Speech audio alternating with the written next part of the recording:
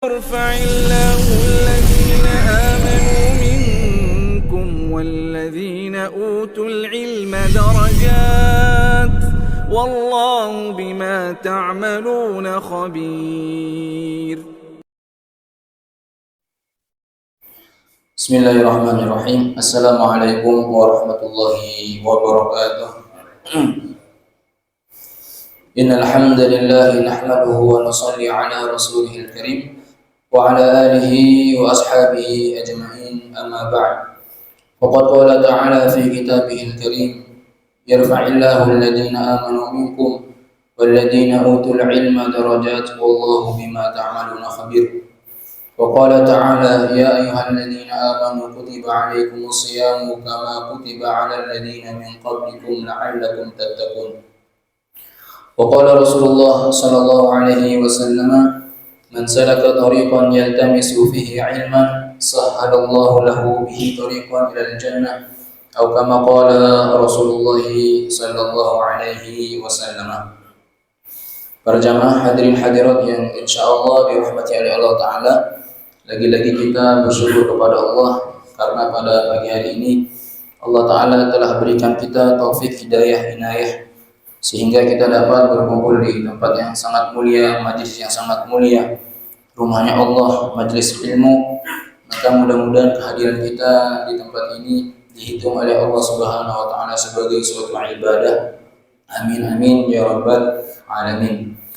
Para jamaah hadirin hadirat yang insyaallah dirahmati oleh Allah, pagi hari ini kita akan melanjutkan pembahasan kita dalam pembahasan kitab shaum, kitab tentang as-shaum, puasa. Baik. Karena insyaallah ini minggu terakhir kita kajian.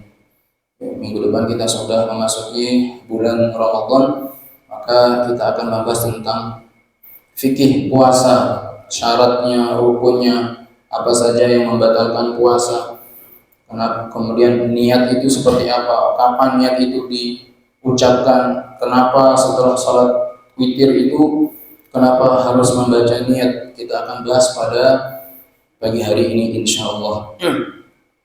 Kemarin kita sudah membahas tentang syarat wajib puasa. Jadi dalam puasa itu syarat itu terbagi menjadi dua, syarat wajib dan syarat syah.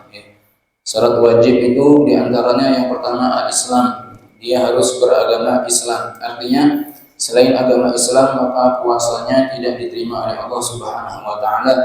Jumhur ulama menganggap bahwa Islam ini merupakan syarat wajib selain daripada Imam Hanafi. Imam Hanafi tidak mencantumkan Islam ini sebagai syarat wajib, sehingga konsekuensi hukumnya orang kafir itu mereka diazab oleh Allah karena kekafirannya, bukan karena beban taklif, kewajiban yang Allah berikan kepada dia, tidak. Bahkan tetapi dalam mazhab-mazhab yang lain Islam ini menjadi syarat wajib, sehingga apa? Sehingga kaum kafir mereka itu pun nanti diazab karena meninggalkan kewajiban-kewajiban yang Allah perintahkan kepada mereka. Artinya mereka itu mendapat azab berlipat-lipat. Pertama, azab karena kekafirannya, kekufurannya. Yang kedua, azab karena mereka meninggalkan kewajiban-kewajiban yang Allah Subhanahu wa Ta'ala berikan kepada dia. Kemudian syarat yang kedua, syarat yang kedua itu adalah di sini pertama Islam, yang kedua al-baligh, yaitu orang yang puasa syaratnya itu harus balik. Artinya kalau belum balik maka tidak ada beban taklif. Artinya dia tidak diwajibkan untuk berpuasa. Hanya saja seorang anak kalau sudah usia 7 tahun maka dia diperintahkan untuk puasa. Kalau sudah sampai 10 tahun anak nggak puasa maka itu harus diberikan peringatan atau diberikan peringatan, dipukul dengan pukulan pendidikan. Kemudian yang ketiga harus al-aqlu, dia berakal.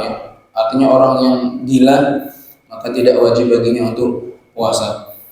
Kemudian yang keempat as-sihah, sehat. Yang kelima kemarin al-qudrah, mampu. Kemudian yang keenam as-safar, dia tidak dalam keadaan melakukan perjalanan. Ketika orang itu dalam keadaan safar maka tidak wajib bagi dia untuk berpuasa, tetapi harus mengqadha. Mengqadha itu harus mengganti puasa tersebut. Kemudian yang ketujuh at-taharatu minal haid wan nifas, suci dari haid dan nifas. Ini syarat-syarat wajib puasa. Sekarang kita membahas syarat sah puasa. Ini pembahasannya agak sedikit panjang, Pak ya. Syarat sah puasa. Syarat sah puasa itu apa? Yang pertama, an-niyatu, niat. Qad ja'ala al-fuqaha ghayra syafi'iyyah kal hanafiyyah wal malikiyah wal hanabilah an-niyyah syartan min syurutis shaum. Para ulama selain Syafi'iyah, selain mazhab Syafi'i, ya, seperti Hanafiyah. Kalau Hanafiyah, Malikiyah itu berarti mazhab Imam Hanafi, Imam Maliki dan Imam Hambali, menjadikan niat itu sebagai syarat dari syarat puasa, menjadi syarat-syarat sah dari syarat puasa, kecuali Imam Syafi'i. Kalau Imam Syafi'i tidak meletakkan niat itu sebagai syarat sah, tetapi menjadi rukun. Ya. Nanti kita akan bahas apa perbedaan rukun dan syarat. Jangan sampai kebalik, Pak ya. Jadi tiga mazhab Hanafiyah, Malikiyah, Hambaliyah, niat itu menjadi syarat sah, kecuali Syafi'i. Imam Syafi'i tidak meletakkan niat menjadi syarat sah, tetapi rukun daripada rukun-rukun puasa. Mal farqu, apa perbedaan antara syarat sah dengan rukun? Nah, di sini disebutkan syarat sah wa amrun yajibu wujuduhu qabla al-ibadah aw indaha walakinnahu laysa juz'an min haqiqatil ibadah nafsiha. Maksudnya syarat sah itu sesuatu yang wajib ada sebelum ibadah atau ketika ibadah itu dilakukan, tetapi ia bukan dari bagian hakikat inti daripada ibadah itu sendiri. Ini syarat sah ya. Artinya dia eksternalnya, di luar daripada ritual ibadah. Kalau rukun sholat itu huwa juz'un asasiyun min haqiqatis sholat, la tasihhu sholatu illa bihi fa idza turika batalis sholatu. Rukun sholat adalah bagian pokok pondasi dari hakikat sholat yang tidak sah sholat kecuali dengannya. Jika ditinggalkan maka sholat menjadi batal. Jadi kalau rukun itu internal itu, rukun itu kalau ditinggalkan sholat itu menjadi rukun, salah satu rukun itu ditinggalkan maka ibadah itu akan tidak akan diterima oleh Allah. Rukun sholat seperti dia harus mampu berdiri, kemudian membaca suratul Fatihah, kemudian sholawat atas Nabi, tasyahud akhir, itu rukun sholat. Satu rukun ditinggalkan maka sholatnya itu tidak sah. Maka Imam Syafi'i meletakkan niat ini sebagai rukun. Ya, sebagai rukun. Dia hampir sama seperti syarat sah, tetapi rukun itu lebih ihtiyat. Ulama mengatakan harus hati-hati. Ini tentang daripada rukun. Baik.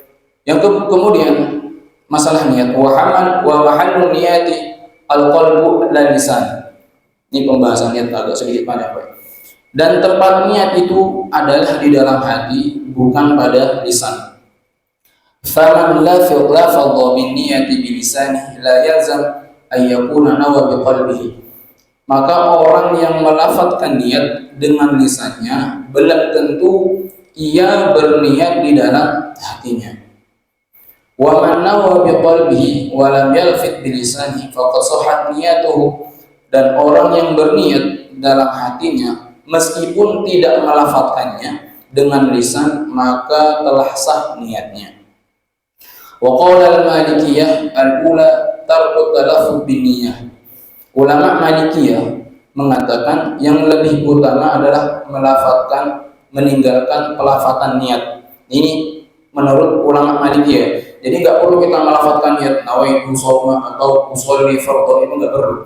Tetapi kita lihat wa amal jumhur ulama ghairul Malikiyah, selain daripada Imam Malik, faqalu bistihfadit talaffuz biha, maka melafadzkan niat itu hukumnya sunnah dan sangat dianjurkan. Nah, di sini nanti akan ada perbedaan pendapat tentang melafadzkan atau cukup tidak melafadzkan. Kenapa kita bahas, Pak? Karena terkadang masalah melafadzkan niat ini kaum muslimin itu ribut masalah ini. Kita akan bahas ya. Kenapa harus dilafadzkan? Kenapa tidak dilafadzkan? Kemudian, jadi Imam Malik tidak perlu melafadzkan niat. Tiga imam Hanafiyah, Malikiyah, Syafi'iyah boleh-boleh saja orang melafadzkan niat, yaitu ya, tidak bahkan itu tidak berdosa, boleh-boleh saja. Kemudian kapan waktu niat terbaik? Kapan waktu niat terbaik itu kapan? Maka dalam niat itu Pak, ada dua hal yang harus kita perhatikan. Yang pertama adalah tabyitun niyah, yang kedua ta'yin. Tabyit itu di sini meniatkan di dalam hari, di malam hari. Kalau ta'yin menentukan penentuan niat. Ta'yin itu ini dia niatnya itu sholat fardu atau sholat sunnah. Ini dia ini puasa fardu atau puasa sunnah. Qadha, nazar atau hanya sekedar puasa mutlak. Itu harus ta'yin. Karena begini Pak, orang itu kalau sudah niatnya itu tidak benar, maka itu nanti pengaruhnya kepada ritual ibadah. Pasti ibadahnya itu tidak akan sah. Bahkan orang yang sholat tanpa niat itu sholatnya tidak akan menjadi tidak sah, seperti puasa. Maka dalam dalam niat puasa ini harus hati-hati. Ulama mengatakan yang pertama tabyitun niyah, meniatkan di dalam hari, di malam hari. Maksudnya apa? Al-muradu bitanbihin niyah iqa'uha lailan qabla tulu'il fajri. Yang dimaksud dengan tabyit niat adalah melaksanakan niat itu di malam hari sebelum terbit fajar. Sebelum azan berkumandang itu harus sudah melafazkan niat. Kenapa? Wa huwa syartun li sihhati shaumil fardhi 'inda jumhuril fuqaha. Hal itu merupakan syarat sah puasa wajib menurut jumhur mayoritas ulama. Wastadallu biqaulihi man lam yubatti siyam qabla tulu'il fajri fala siyama lahu. Barang siapa yang tidak meniatkan puasa sebelum terbit fajar, maka tidak ada puasa baginya. Artinya puasanya tidak sah. Paham ya? Puasanya tidak sah. Jadi kalau orang itu umpama Pak, dia enggak niat, ya, enggak lupa niat ya itu. Tiba-tiba keenakan tidur, azan berkumandang, Allahu Akbar, azan subuh. Dia belum niat. Dalam istilah dalam puasa wajib, maka puasanya itu enggak sah. Kenapa? Karena lam yubayyid, dia itu tidak melafazkan daripada niatnya. Berbeda halnya dengan puasa sunnah. Kalau sunnah itu kan kalau dalam kaidah usul itu as-sunnatu awsa'u minal fardhi. Sunnah itu lebih luas cakupannya. Artinya ketika seseorang itu umpama dia nggak makan sampai jam 12 siang, sama sekali belum makan, belum minum gitu, tiba-tiba dia ingat ketika itu tanggung sekali, bentar lagi maghrib, udahlah saya lanjutkan puasa. Dan ketika itu dia niat pada waktu siang hari itu, ini sah karena apa? Kaitannya dengan puasa sunnah. Tapi kalau puasa wajib tidak, harus yubayyid. Sebelum insakiyah itu dia harus betul-betul sudah melafazkan daripada niat. Kemudian di sini kemudian ta'yin. Ta'yin itu penentuan. Wal muradu bit ta'yin ay yuhaddida 'inda niyyah naw'i shaumi wa sifatahu. Yang dimaksud dengan ta'yin adalah menentukan ketika berniat jenis puasa dan sifatnya. Jadi harus ta'yin. Ini saya niat ini puasa sunnah atau fardu, itu harus ada ta'yin. Fayanwi shauman muayyanan, yaitu dengan berniat puasa tertentu. Ka Ramadan awil qadha awil nadar. Seperti apa? Puasa Ramadan atau puasa qadha atau puasa nazar. Fala budda min ta'yini bi tahdidi, maka harus ada penentuan dan penegasan jenis puasa tersebut. Wa diddun niyatu al-mutlaqah, kebalikannya adalah niat yang mutlak umum, yaitu seorang wahiyya ayyanu ya mutlaqas shaumi min ghairi ta'yin nawi wala liqa'idihi, yaitu seorang berniat sekedar puasa secara umum tanpa menentukan jenisnya dan tanpa menentukan waktunya. Jadi harus ada ta'yin Pak masalah niat. Ini jumhur ulama mengatakan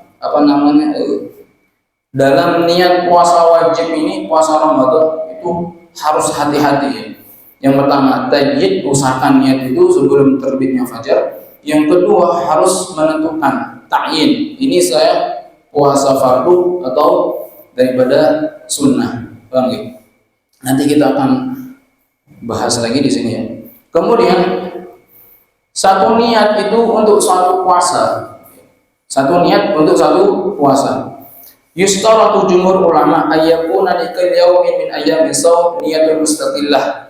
Mayoritas ulama mensyaratkan bahwa setiap hari dari hari-hari puasa harus memiliki niat tersendiri.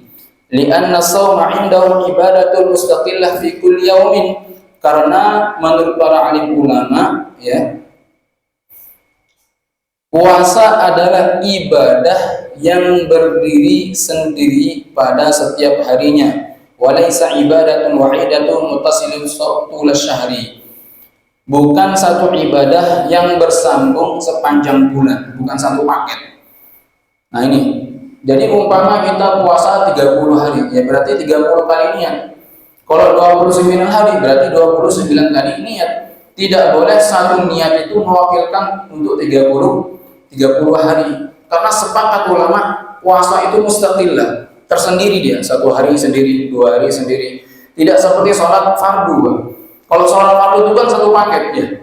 Sholat isya 4 rakaat, contoh nih Bang, jenengan sholat isya 4 rakaat, tiba-tiba rakaat keempat itu batal, mau salam, ya tahiyatul mubarakatuh, tiba-tiba kita mengeluarkan angin untuk gitu, keluar angin.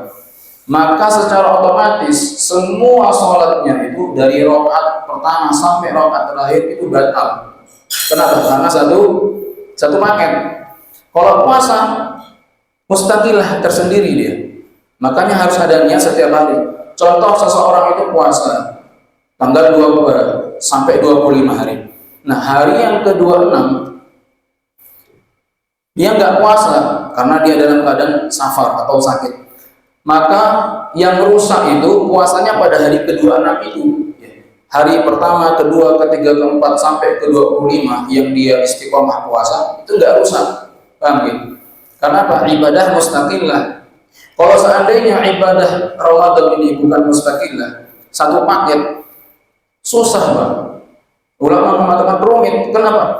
Umpama kita sudah puasa 25 hari, ternyata hari ke-26 kita batal, nggak puasa karena sakit. Maka secara otomatis puasa dari pertama sampai ke-25 itu batal, paham gitu? Karena satu paket. Makanya niat itu harus setiap hari. Paham? Niat itu harus setiap hari. Nah, kemudian wadalilu, ya. Kemudian fayajibu ayyanwa fi kulli lailatin min laili Ramadan shaumul yawm alladhi ba'daha. Maka wajib berniat pada setiap malam di malam bulan Ramadan untuk puasa hari setelahnya. Fa in kana syahru 30 yawman wajabat niyah min 30 lailatan. Nah, di sini disebutkan kalau orang itu puasanya, kalau Ramadan itu genap 30 hari, maka dia harus tabyid, membaca niat itu ya sudah 30 malam itu dia harus membaca, harus berniat. Wa daliluhum anna kulla yawmin ibadah mustaqillah bi nafsi. Nah, di sini dalil mereka para ulama fuqaha bahwa setiap hari merupakan ibadah yang mustaqillah bi nafsi, berdiri sendirinya. Falau taraka shauma fi yaumin ayyami Ramadan la yubdilu shauma baqiyatal ayyam. Ya, jika seorang meninggalkan puasa pada satu dari hari-hari Ramadan, tidaklah batal puasa hari-hari yang lainnya. Walau kana shaumu ibadatun wahidatun mustaqilah min awal syahr ila akhir. Jadi intinya dari perkataan para alim ulama, para fuqaha itu, ya seseorang itu harus membaca niat setiap malam ya, karena puasa itu ibadah mustaqillah. Wa khalafa Malikiyah fi dzalik, tetapi mazhab Malikiyah berbeda pendapat dalam hal ini. Fadhahabu ila annahu yajuzu an yanwiya fi awal syahri niyatan wahidah. Mereka berpendapat memang Malikiyah ini dalam bab puasa ini agak sedikit berbeda, tidak seperti jumhur ulama yang lainnya, agak sedikit beda ya. Mereka berpendapat bahwa boleh berniat satu kali di awal bulan untuk seluruh hari-hari Ramadan. Kenapa? Wastadullu biqauli ta'ala, karena Imam Malik ini mengambil kesimpulan dalam ayat Al-Quran, faman syahida minkum syahra falyasum. Maka barang siapa di antara kalian menyaksikan bulan itu, maksudnya bulan puasa, falyasum, hendaklah ia berpuasa. Annal mafrud huwa shaum syahr kullihi la kulla yaumin ala hiddah. Yang diwajibkan adalah puasa 1 bulan penuh, bukan setiap hari secara terpisah. Jadi sama-sama punya referensi, punya dalil ya. Kalau Imam Malik itu mengatakan ini kan puasa 1 bulan, bukan terpisah. Artinya satu niat itu boleh untuk 30 hari. Tetapi mazhab-mazhab yang lainnya tidak, harus niat setiap hari. Makanya Pak, dalam fikih kontemporer itu ulama-ulama mengatakan bahwa usahakan malam pertama, ini untuk ihtiyat ya. Usahakan malam pertama itu kita niatnya sebagai niatnya Imam Malik. Ya Allah, saya puasa pada bulan Ramadan 1 bulan penuh. Itu enggak apa-apa. Ya. Untuk mewakili daripada bulan hari-hari yang lainnya, jika ditakutkan pada malam-malam puasa itu kita lupa membaca niat. Paham? Nah, kemudian hukum melafadzkan niat. Ya baik, hukum melafadzkan niat. Baik. Annal mafruḍa huwa shaum syahri kullihi. Di sini qala ba'd ulama, sebagian ulama fuqaha mengatakan anna talaffuz binniyah wasilatun litaqwiyatiha, bahwa melafadzkan niat itu merupakan sarana untuk menguatkan apa yang terbesit di dalam hatinya, ya. Wa hukmuhu annahu sunnatun, sehingga para ulama mengambil kesimpulan bahwa melafadzkan niat itu sesuatu yang sunnah dan boleh. Wa hadza huwa qaulu Syafi'iyah wal Hanabilah wa ba'dil Hanafiyah. Dan yang pro dengan pelafatan niat ini adalah pendapatnya Imam Syafi'i, Imam Hambali, dan sebagian Imam Hanafi, ya, Imam Hanafi, ya. Jadi kenapa mereka beralasan bahwa melafadzkan niat ini sesuatu yang sunnah untuk menguatkan hati? Karena menghilangkan keraguan dalam masalah niat. Sebab begini Pak, dalam kasus-kasus tertentu kadang orang itu ragu, saya ini sudah niat atau belum ya? Walaupun sebenarnya niat itu kan muncul secara tersendiri ya. Tetapi takkid untuk sebagai penguat seperti itu. Sehingga para ulama, sebagian ulama fuqaha mengatakan bahwa melafadzkan niat ini sesuatu yang sunnah. Kemudian hukum niat itu yang kedua makruh. Enggak sampai haram Pak ya. Lihat, makruh. Makruh itu sesuatu yang dibenci ya. Wa dhahaba ba'dul ulama min Hanafiyah wal Hanabilah ila al-kaharati talaffuz bi niyyah fil ibadah. Li'adami wurud dalil anna Rasul sallallahu alaihi wasallam fi dzalik. Sebagian ulama Hanafiyah, Hanabilah dan Malikiyah mengatakan bahwa melafadzkan niat itu makruh hukumnya. Kenapa? Karena tidak pernah dicontohkan oleh Rasulullah sallallahu alaihi wasallam. Makruh. Nabi tidak pernah melafadzkan niat. Jadi hukumnya makruh seperti itu. Yang pertama sunnah. Yang kedua makruh. Walakin al-fahma fi mas'alati talaffuz bin niyyah qad yuhdatsu fihi takhrifu aw mubalaghah. Sayangnya, ini bagus, bijak sekali ya pengarang daripada kitab ini. Beliau mengatakan sayangnya pemahaman tentang melafadzkan niat kadang mengalami tahrif. Tahrif itu distorsi ya, distorsi. Hatta sara 'inda ba'din nas mawdi'u jidal wan niza' bisababin tatarrufi kulli fariqin fil mawqifi. Menjadi sehingga di tengah-tengah masyarakat masalah melafadzkan niat ini menjadi bahan perdebatan tersendiri karena tutarif ekstremitas masing-masing kubu yang mensunahkan melafadzkan niat dengan kubu yang memakruhkan ini sampai saat ini tuh berantem terus hanya gara-gara melafadzkan niat. Kubu yang pertama harus melafadzkan niat, seolah-olah ketika seorang itu tidak melafadzkan niat puasanya itu batal, seolah-olah seperti itu ya. Sehingga kalau seperti ini kasihan orang-orang awam ya, yang mereka itu nggak ngerti bahasa Arab, harus belajar melafadzkan niat. Sampai-sampai ada kadang yang nggak puasa, saya nggak hafal lafaz niat, nggak puasa saya. Nah itu kan aneh seperti itu.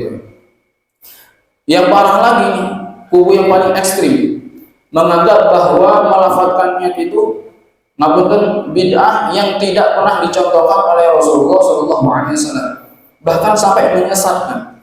Bayangkan ada orang yang puasa karena melafadzkan niat, masa gara-gara puasa melafadzkan niat itu masuk ke dalam neraka, itu kan aneh sekali ya.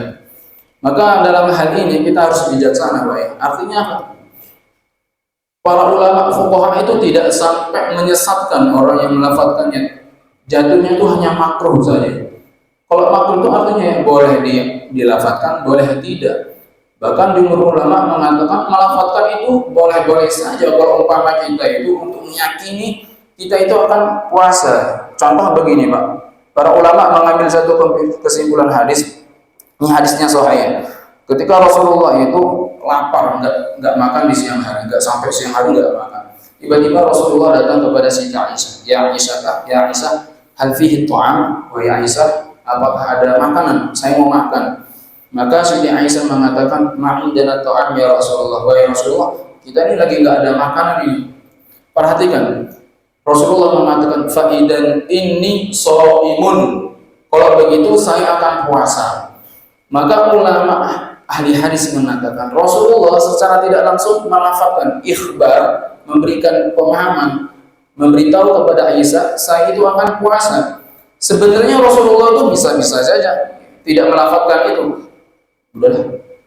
Tapi Rasulullah melafadzkannya, kalau begitu saya puasa. Artinya apa? Ulama hadis mengatakan untuk meyakini Siti Aisyah dan untuk meyakini dirinya bahwasanya saya akan puasa. Jadi sebenarnya melafadzkan niat itu ya boleh-boleh saja. Boleh-boleh saja, tidak menjadi masalah. Karena niatnya untuk apa? Meyakini apa yang keluar, apa yang terbesit di dalam hatinya. Jamaah yang dirahmati oleh Allah. Oleh karena itu mengapa? Maka kan dalam niat puasanya harus tajdid di malam hari, harus ta'yin, kemudian harus ada penentuan. Ya, kemudian harus jelas. Nah, kenapa ulama-ulama bukan hanya di Indonesia ya, bahkan seluruh dunia ya. Kenapa kita melihat masjid-masjid besar itu ketika setelah sholat witir selalu, ini imam yang faham ya, selalu seorang imam itu memberikan peringatan ya, atau ya memperingati atau mengingatkan kepada apa namanya jamaah-jamaah yang lain, niyatus shaum, jangan lupa niat puasa, seperti itu. Untuk mengingatkan mereka, karena yang namanya jamaah itu bapak-bapak, ibu-ibu, enggak semuanya orang-orang yang ngerti, enggak semuanya orang-orang yang alim. Di antara mereka ada yang memang sibuk, kadang-kadang sholat tarawih datang ke musola itu dalam keadaan capek, ngantuk gitu. Sehingga seorang imam itu wajib mengingatkan jangan lupa puasa. Sampai kadang-kadang apa tuh namanya berjamaah, awaitu sauma ghadin an adai fardhi syahri ramadhan hadisanati lillahi ta'ala. Saya niat puasa tahun ini, puasa Ramadan fardu lillahi ta'ala, karena Allah Subhanahu wa ta'ala. Itu enggak menjadi masalah. Karena apa? Karena dikhawatirkan takut-takutnya jamaah ini lupa membaca niat pada malam hari ya. Diingatkan seperti itu ya, untuk mengingatkan daripada mereka. Kalau pengalaman kami ketika imam tarawih di Kelantan Malaysia itu Pak, itu hampir semua masjid itu seperti itu. Niatus shaum, niat puasa. Ada yang melafadzkan. Kalau yang anti melafadzkan ya diam dia. Macam-macam. Tapi itu semua masing-masing memiliki hujjah dan dalil. Kalau teman saya itu waktu di mana? Di kampus itu kadang-kadang kalau niat itu keras, nawa itu shauma ghadin, besoknya nggak baca niat deh. Kenapa seperti itu? Saya mau mengamalkan dua pendapat sebagian ulama dan pendapat yang membolehkan dan pendapat yang memakruhkan. Bijak ini Pak, karena Pak paham dia punya dalil, paham ya? Kadang ada orang yang nawa itu soma baru ditengok apa ini? Nah itu yang bahaya Pak ya. Paham gak? Jadi melafadzkan niat itu sunnah boleh saja. Kalau memang niatnya untuk takkid, meniatkan apa yang tersirat di dalam, melafadzkan, mengeluarkan apa yang tersirat di dalam hati kita. Baik, paham gak? Ini apa namanya tentang pelafatan daripada niat. Kemudian itu syarat yang pertama ya, sah. Syarat sahnya apa namanya puasa itu pertama niat. Yang kedua ini beragama Islam ya. Kemarin kita sudah bahas. Yang ketiga suci dari hadas dan nifas. Yang keempat pada hari yang diperbolehkan. Sahnya puasa itu pada hari-hari yang diperbolehkan. Selain daripada hari tasyrik 11, 12, 13 Dzulhijjah nggak boleh puasa. Yaumul Idain, 2 hari raya, Idul Fitri, Idul Adha itu nggak boleh puasa. Ya, kemudian nisfu Sya'ban, pertengahan daripada bulan Sya'ban. Nah, saat ini kita sudah nggak boleh lagi untuk puasa. Kenapa? Ini hari yang sudah mendekati bulan Ramadan. Kecuali kalau panjenengan itu punya kebiasaan atau rutinitas puasa Senin Kamis, itu tidak masalah. Tapi kalau niatnya itu untuk menyambut bulan Ramadan, artinya dia puasa mutlak, itu nggak boleh ya. Nabi Rasulullah SAW melarang puasa di pertengahan bulan Sya'ban, kecuali bagi orang-orang yang memang dia itu terbiasa melaksanakan puasa-puasa sunnah seperti Senin Kamis, atau seperti wanita haid yang dia belum sempat mengqadha puasanya, boleh. Bukan boleh banget, sangat dianjurkan. Jangan sampai khususnya perempuan ini ya punya hutang puasa tahun ini nggak bisa diqadha puasanya.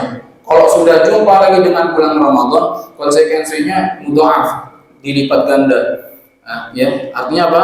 Artinya dia 2 kali lipat puasanya. 1 kali dia meninggalkan puasa tahun ini nggak sempat masuk bulan Ramadan, maka tahun depan dia harus mudha'af,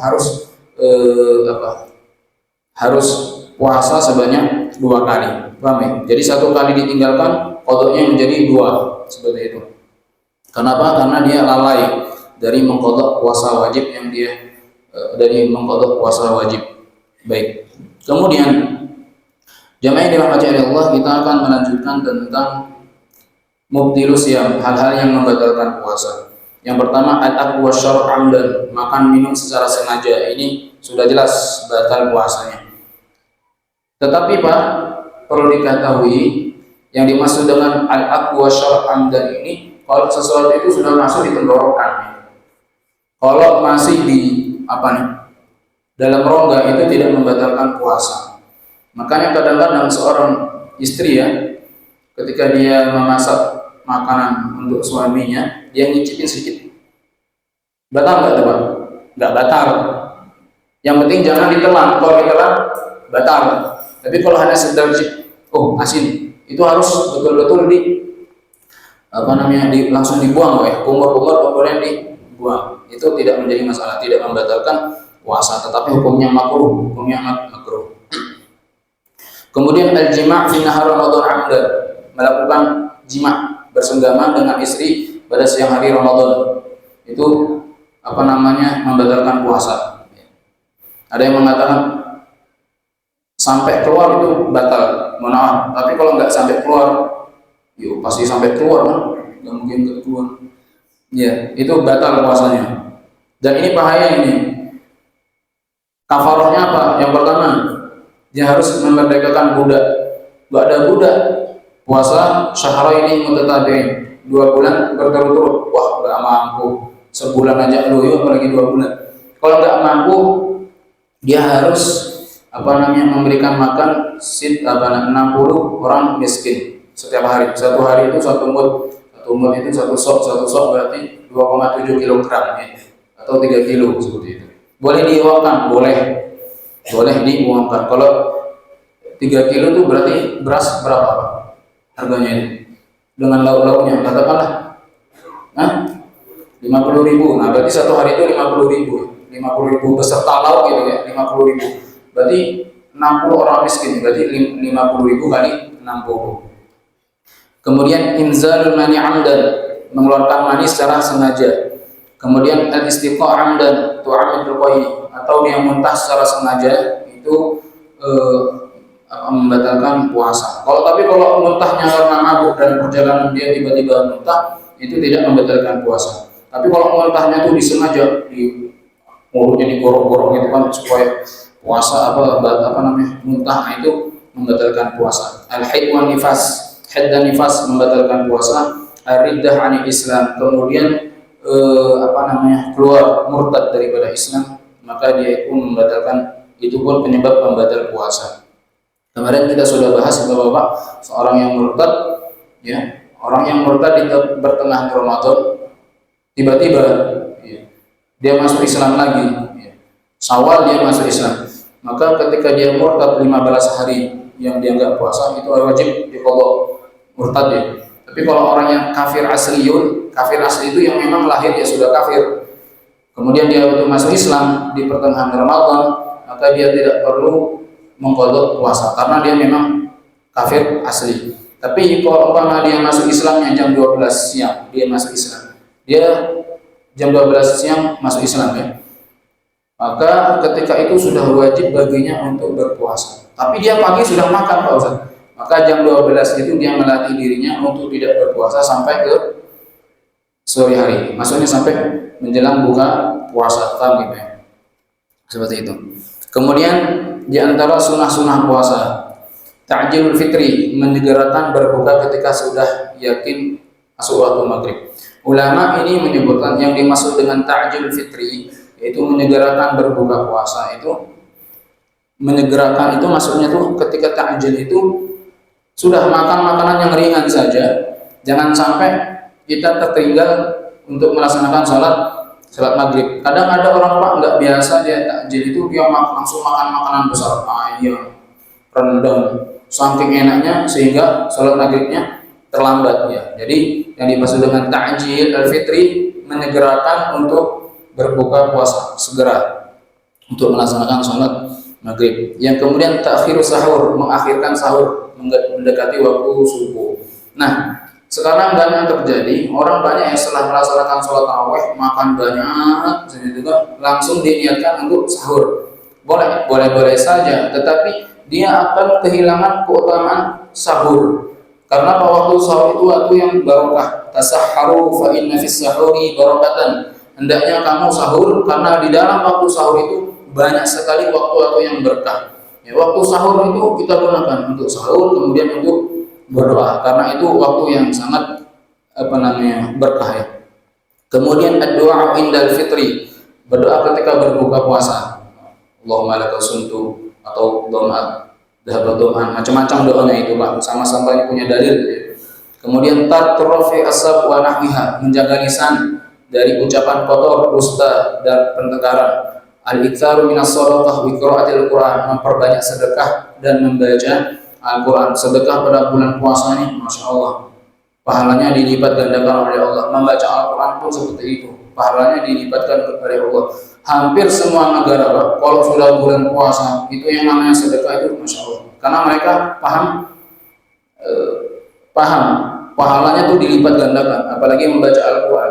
Kalau di Mesir itu, Masya Allah ya, di Al-Azhar itu, di Mesir, kata teman-teman kami itu, kalau sudah bulan puasa itu di mana-mana, bukan hanya di masjid Pak baca Quran, di bis, di halte, bahkan di mal-mal sambil menunggu artian itu membaca Al-Quran. Kemudian qaul ini shaim inda mustamah, ketika ada orang yang saling bertengkar maka disunahkan dia membaca ini as-shaim, saya sedang berpuasa. Kemudian memperbanyak salat sunnah ketika berpuasa ya. Kemudian masalah salat tarawih ya, itu yang benar 11 atau 23, enggak ada yang benar. Kalau panjenengan tanya secara sahih, apakah ada dalil salat tarawih secara sahih? Enggak ada. Loh, kemudian yang 11 sama 23 ini apakah itu salat tarawih? Bukan salat tarawih itu ya. Karena apa? Rasulullah itu melaksanakan salat tarawih dalam seumur hidup itu hanya berapa kali? 3 kali. Dan Rasulullah tidak pernah terucap dari lisannya bahwa sholat tarawih ini harus 11 rakaat atau harus 23 rakaat, tidak ada. Ya.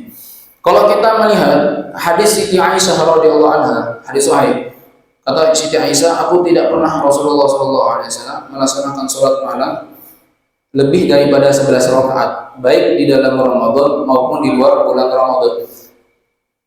Semua ulama ahli hadis dan ahli fikih mengatakan ini hadis bukan dalil tentang jumlah rakaat sholat tarawih, tetapi sholat malamnya Rasulullah SAW. Paham ya? Sholat malamnya Rasulullah, bukan sholat tarawih. Karena apa?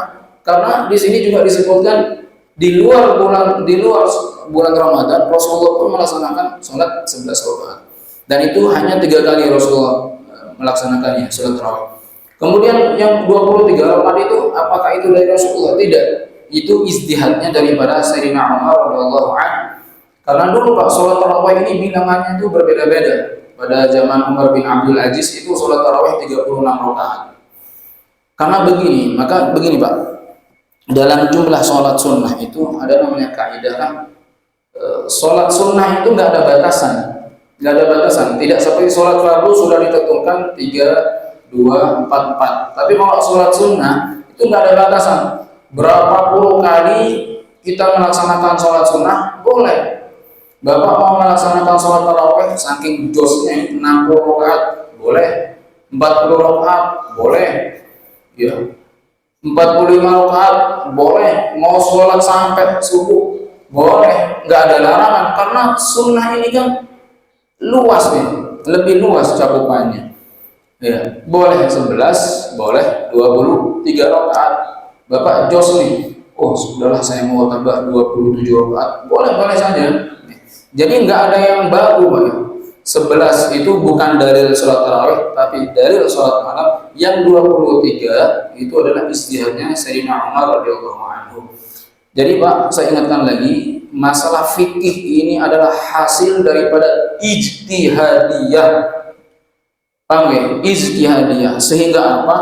Jadi yang namanya fikih itu ya pasti ada khilaf, perbedaan. Bukan khilafiyah, bukan fikih namanya kalau bukan tidak ada perbedaan. Sudah pasti ada perbedaan. Jadi ngapun terpomah. Jadi jangan sampai kita memberikan ya kesan apa ya,